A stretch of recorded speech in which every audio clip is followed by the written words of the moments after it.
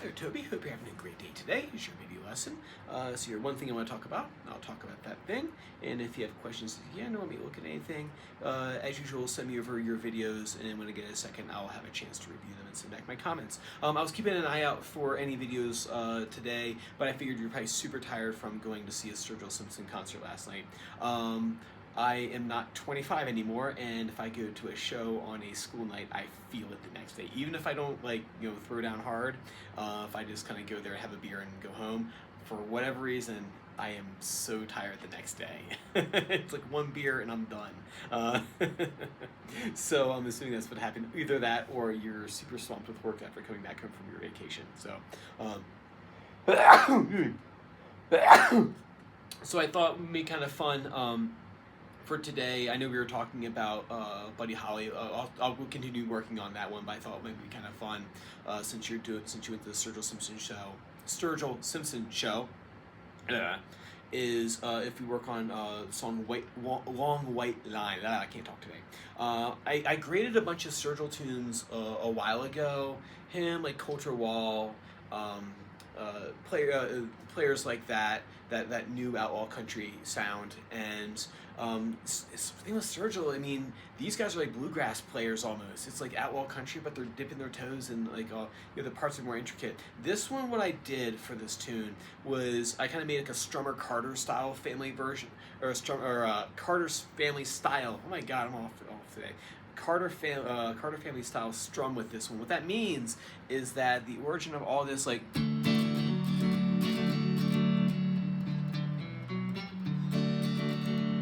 all that starts with the Carter family, kind of that bluegrassy kind of strum.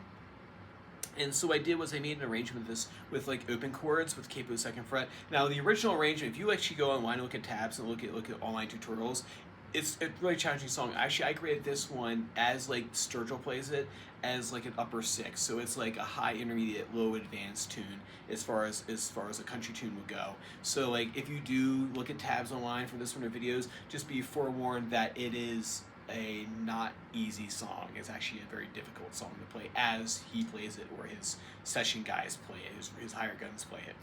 What I've done here is I've made like a little nice strummer version of it. So I have capo second fret for this one, and there's 3 chords in it. There's E chord, there's a B7, and then there's an A chord. Oh, not A7, A. Change that. So back to you. And what we're doing here is, so as far as my Carter style strum pedagogy goes, my teaching points, is that the easiest Carter strum to do is a bass.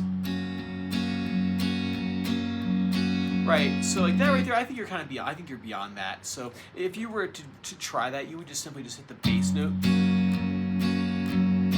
But what I did with this one is I made the bass line a little bit more interesting. What we're gonna do, I'll go through each one of the chords and I'll show you how the song breaks down. Is you have an E chord, you're gonna hit the 6th string, and just strum those top strings. It's okay to get 3 or 4 in there as long as you're strumming the top strings. So bass, strum, 5th string. This is a really great exercise in accuracy with your pick, doing moving bass lines. So 6, strum, 5, strum, 6, strum, 5, strum. And I would practice just making sure you're hitting the correct bass note each time.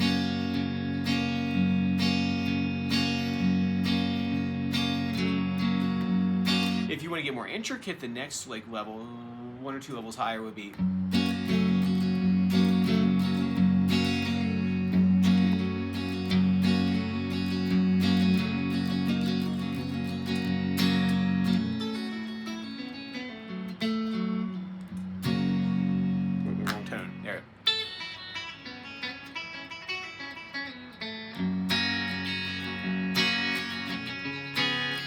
on that B7 chord right there. What I'm going to do, I'm going to use that same similar strum pattern. I could have easily just done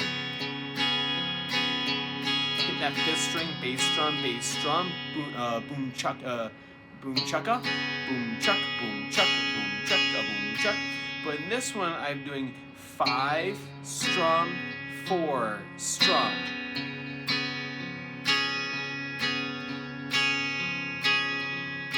Just gonna practice it myself.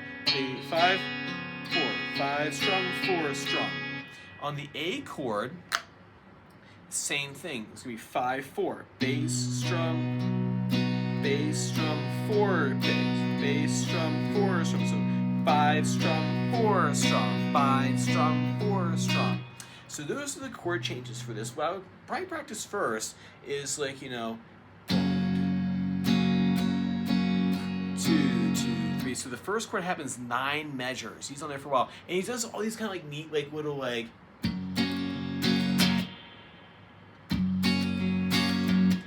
I know they're there. We're gonna do those, but we're not gonna do them yet. You gotta feel how much space that thing takes up first before you start taking stuff away. So what I do is actually I fill in all the space, and then I'll subtract out that little like kind of that measure where they don't know the band just kind of cuts out and they don't play anything. So I know that they're there. We're just gonna pretend that they are there, and with the idea that we're gonna come back in and take out like the 4th one or something. So, but first thing is like, can you just keep that pattern going for the right, and can you do it the right amount of times? If you can hear it in there, we'll take it out. That way you'll know how much space to actually take out. That makes sense. Put everything in, and then you subtract out all the little things that are taken out later.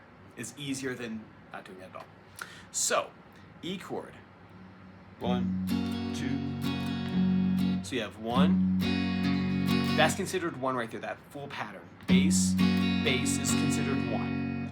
1, 2, 3, 4, 5, 6, 7, 8, 9.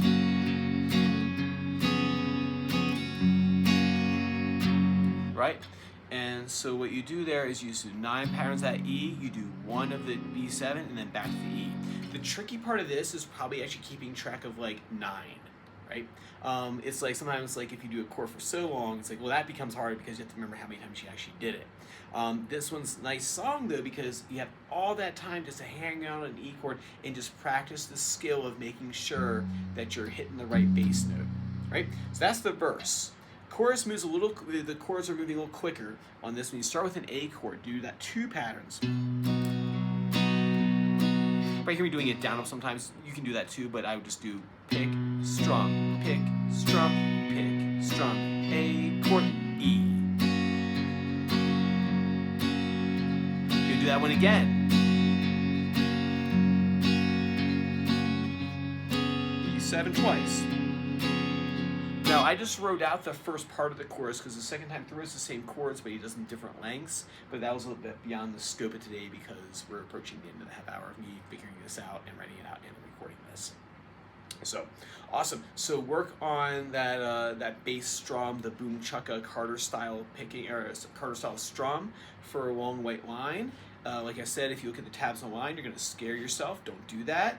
We're going to do the simplified chord version where you play the rhythmic changes, not what Sturgill or his higher guns are doing. And then once you get those down, we'll take out all those like boom, chicka, boom, chicka, boom, ba ba da da. Right, all those little fills that he does. Awesome, man. And then if you want to send over Buddy Holly, I'd be more than happy to take a look, and we'll go from there for next time. All right, man. Take care.